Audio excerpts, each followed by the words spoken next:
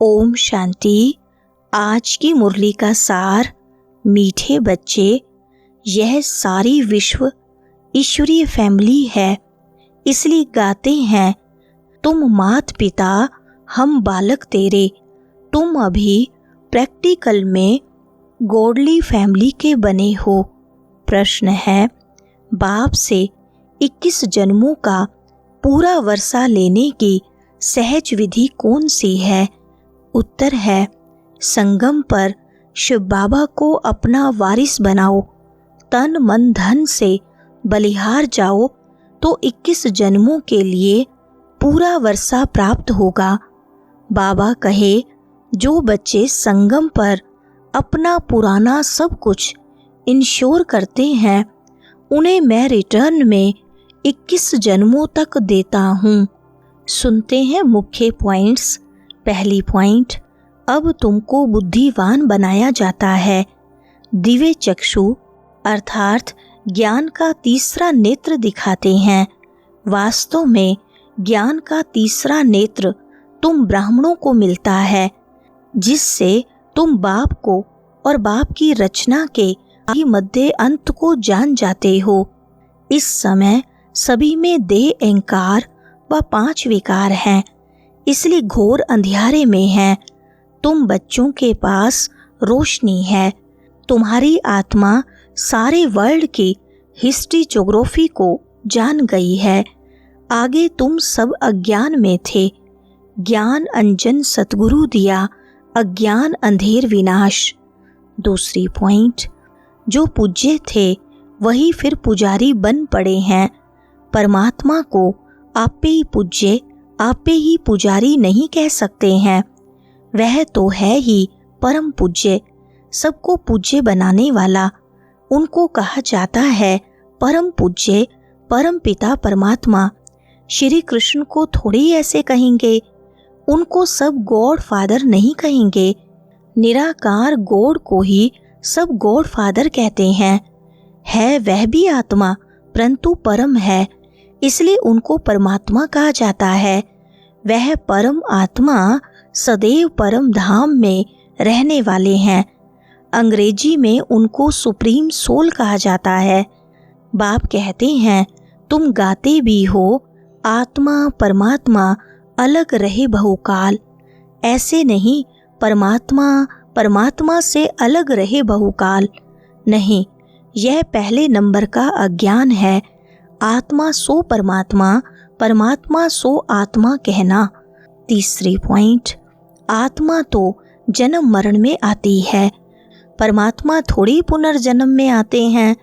बाप बैठ समझाते हैं, तुम भारतवासी स्वर्गवासी पूज्य थे। ह्यूमैनिटी के पूज्य सब देवी देवताएं थे। यह सारी ईश्वर की फैमिली है। ईश्वर है रचता। गाया जाता है, तुम मात पिता हम बालक तेरे। तो फैमिली हो गई ना। अच्छा भला यह तो बताओ, तुम मात पिता किसको कहते हो? यह कौन कहते हैं? आत्मा कहती है, तुम मात पिता। तुम्हारी कृपा से स्वर्ग के सुख घनेरे हमको स्वर्ग में मिले हुए थे। तुम मात पिता आकर स्वर्ग की स्थापना करते हो, तो हम आपके बच्चे बनते हैं। चौथी पॉइंट, मनुष्यों की बुद्धि बिल्कुल ही भ्रष्ट बन गई है। स्वर्ग को नरक समझ लेते हैं। कहते हैं वहाँ भी कंस, जरासंधी, हिरण्याकशिप आदि थे। बाप आकर समझाते हैं, क्या तुम भूल गए हो? मेरी तो शिव जयंती भी तुम भारत में ही मनाते हो। गाया भी जाता है शिवरात्रि। कौन सी रात्रि? यह ब्रह्मा की बेहद की रात्रि। बाप संगम पर आकर रात्रि से दिन अर्थात नरक से स्वर्ग बनाते हैं। शिवरात्रि के अर्थ का भी कोई को पता नहीं है। भगवान है निराकार। मनुष्यों के तो जन्म बाय जन्म शरीर के नाम बदलते हैं। परमात्मा कहते हैं, मेरा कोई शरीर का नाम नहीं, मेरा नाम शिव ही है। मैं सिर्फ बूढ़े वानप्रस्थ तन का आधार लेता हूँ। 5वीं पॉइंट, हर एक आत्मा में अपना सुख दुख का पार्ट नूंदा हुआ है। तुम जानते हो हम शिव बाबा के वारिस बने थे।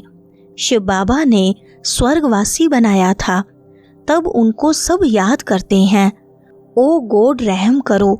साधु भी साधना करते हैं क्योंकि यहाँ दुख है, तो निर्वाण धाम जाना चाहते हैं।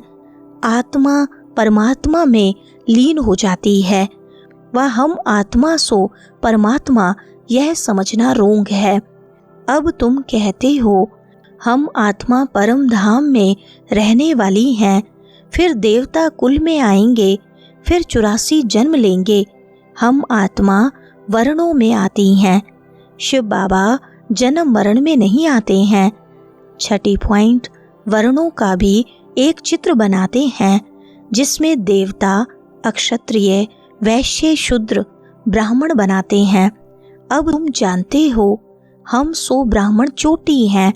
इस समय हम हैं ईश्वरीय औलाद प्रैक्टिकल में।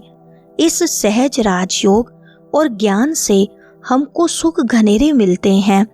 कोई तो सूर्यवंशी राजधानी का वर्षा लेते हैं, कोई चंद्रवंशी का। सारी किंगडम स्थापन हो रही है। हर एक अपने पुरुषार्थ से वह पद पाएंगे। कोई अगर पूछे कि अभी पढ़ते पढ़ते हमारा शरीर छूट जाए तो क्या पद मिलेगा, तो बाबा बतला सकते हैं। पतित पावन कहने से ही भगवान याद आता है, परंतु भगवान है कौन यह नहीं जानते हैं। 7वीं पॉइंट, बाप कहते हैं मैं आता ही भारत में हूँ, यह मेरा बर्थ प्लेस है।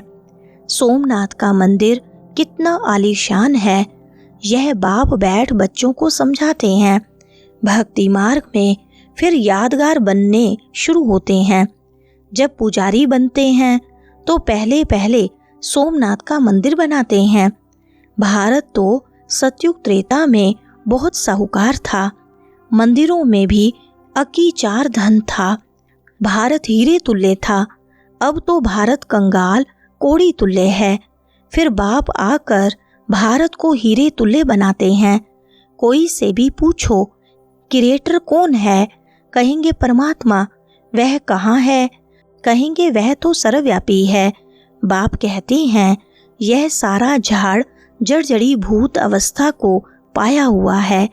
8वीं पॉइंट, अपने को देखा जाता है कि हम लायक बने हैं जो बाबा मम्मा की गद्दी नशीन बन सकें। जिनका बुद्धि योग पूरी रीति लगा हुआ होगा तो धारणा भी होगी।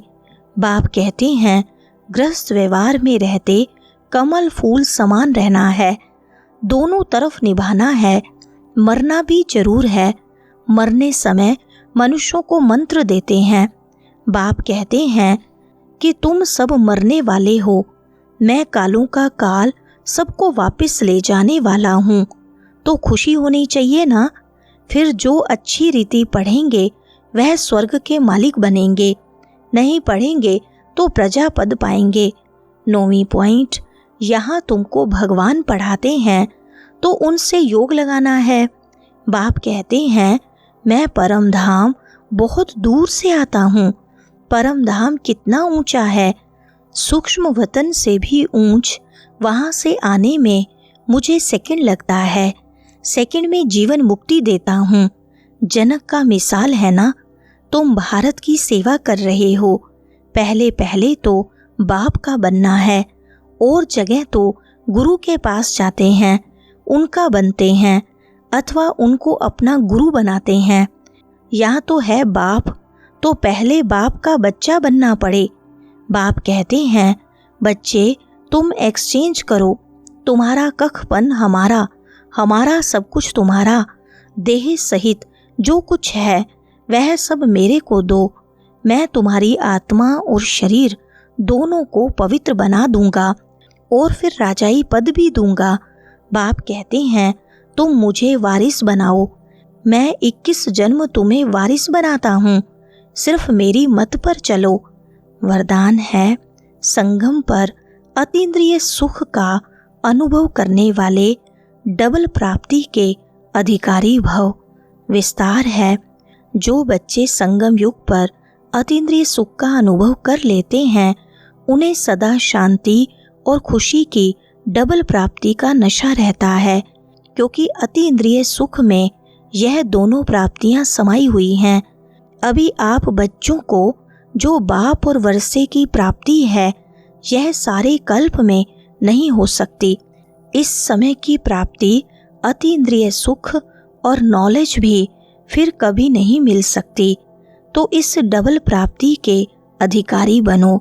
स्लोगन है, एक दो के संस्कारों को जानते हुए उनसे मिलकर चलना यही उन्नति का साधन है।